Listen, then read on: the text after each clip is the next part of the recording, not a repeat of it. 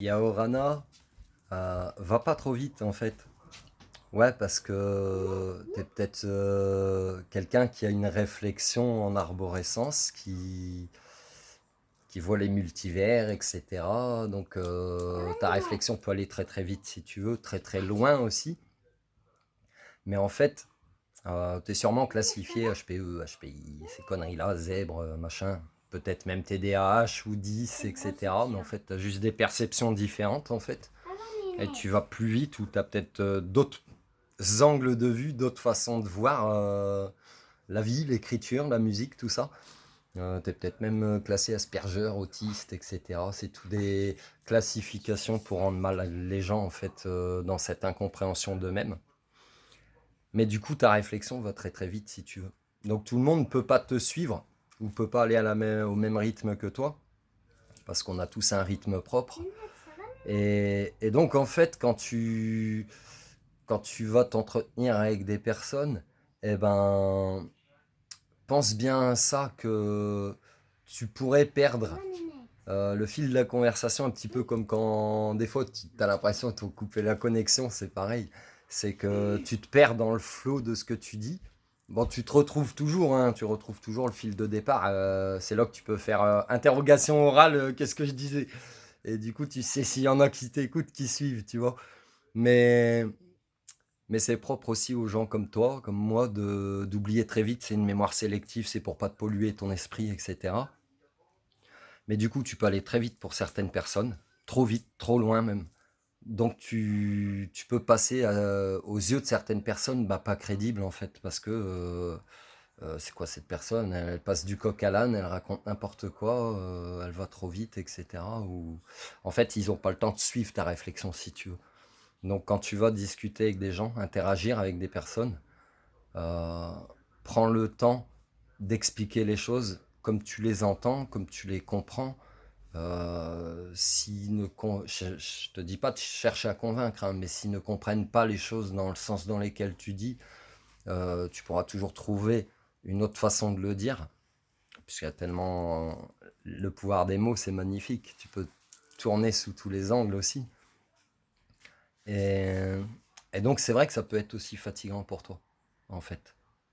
Parce que quand tu vas être en interaction avec des personnes qui n'ont pas le même rythme de réflexion que toi, va pas trop vite, va pas trop loin.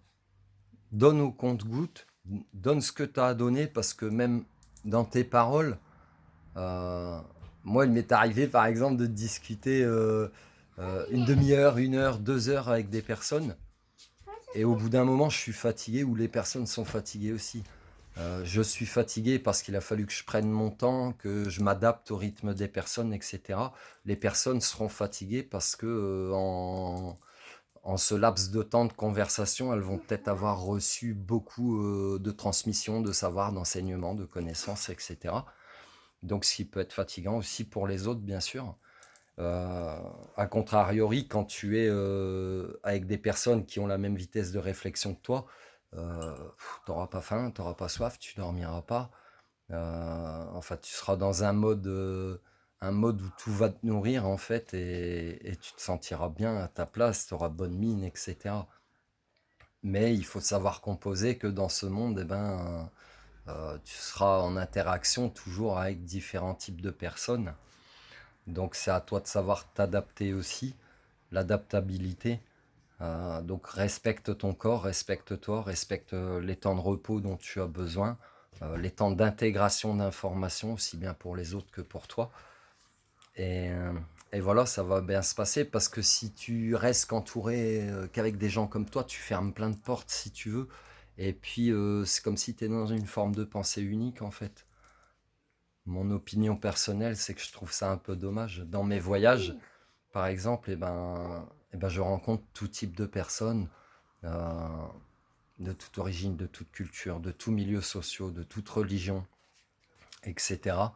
Et il y a quand même souvent un dénominateur commun qui est la spiritualité, l'énergétique, les soins alternatifs, la santé alternative, autre que la médecine conventionnelle.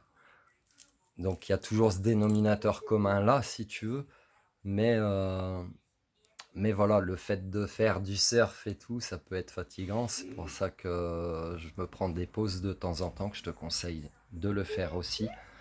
Mais ne te ferme pas en fait. Reste ouvert à tous les horizons possibles, ouais. Voilà, la petite conclusion. Mais va pas trop vite, va pas trop loin. Voilà. Respecte, j'avais déjà fait une vidéo, respecte le rythme de chacun. Eh ben, c'est un petit peu la même chose, quoi. Va pas trop vite parce que toi-même aussi, tu pourrais paraître plus crédible, je te l'ai déjà dit.